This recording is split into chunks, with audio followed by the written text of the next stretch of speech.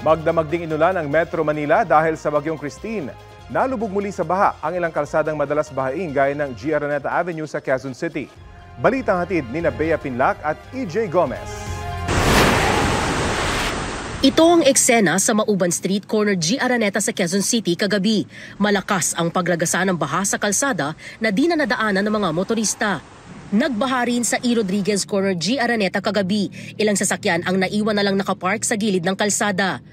Sa bahaging ito ng Araneta Avenue sa Quezon City, kita ang tatlong truck na maalas sandwich ang eksena. Ayon sa mga tauhan ng MMDA, tumirik daw ang mga yon matapos nilang subukang suungin ang kalsadang ito. Umabot daw sa hanggang sa lagpas bewang ang tubig baha noong kasagsagan ng tuloy-tuloy at malakas na pag-uulan kagabi na nagpaapaw ng creek sa lugar.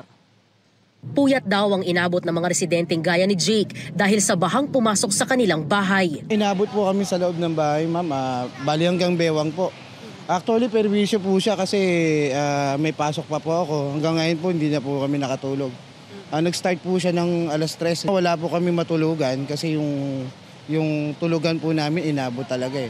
Pero wisyo rin daw ang naging pagbaha sa negosyong sari-sari store ni Edison. Ang bilis ng tubig. Mahirap talaga kasi unang-una, tatanggalin ko lahat, dadalhin ko sa taas, tapos bababa ko na naman. So tapos ito, walang tigil ng linis, gano'n, dire-diretso. So puyat pati, yung babantayan namin yung pagbaba ng tubig.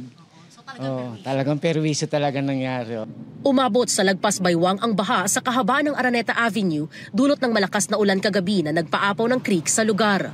Kasabay ng paghupa ng baha ang paglitaw ng halo-halong mga basura sa kalsada. Kita rin ang mga nagtumbahan ng mga barrier. Patuloy naman ang pagmonitor sa lugar ng mga tauhan ng MMDA para maabisuhan ng mga motorista kaugnay sa mga kalsadang pwede nilang madaanan. Galing ng monumento si Jules bago niya naisipan na dumaan sa C3 sa Caloocan. Nagbaka sakali raw siya na makakaiwas sa traffic at baha, pero ang ending... Ito nga, nabungaran namin mas mataas pala yung baha. So stranded kami rito. Pero magtatry ako maglakad, no choice. Kailangan ko iwan. Itatabi ko lang na maayos. Then para makapunta ko doon sa akin pupuntahan. Si Michael naman nag-abang muna na bumaba ang tubig. Mas mahirap daw kasi kung lumusong siya at ang mangyari, tumirik siya sa gitna ng baha. Delikado, baka tumirik yung motor. Mahal magpa-maintenance eh. Nagdadalawang isip pa ako eh. Bali, siguro susugurin ko to kasi may pasok pa ako ng alas 4 eh. Anong oras na eh. Sa MacArthur Highway naman, hindi rin nakaligtas ang ilang motorista sa baha. Kaya nagpalipas muna sila ng oras, umaasang huhupa ito at makakatuloy sila sa kani-kanilang biyahe. Alanganin pa po eh. Malalim pa eh. Baka masiraan lang eh. Sobrang taas ng tubig kasi ma'am eh. Tsaka mahirap na masiraan. Tsaka di rin ako makabalik sa work.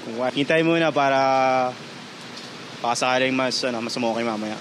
Bea Pinlac, EJ Gomez, nagbabalita para sa GMA Integrated News.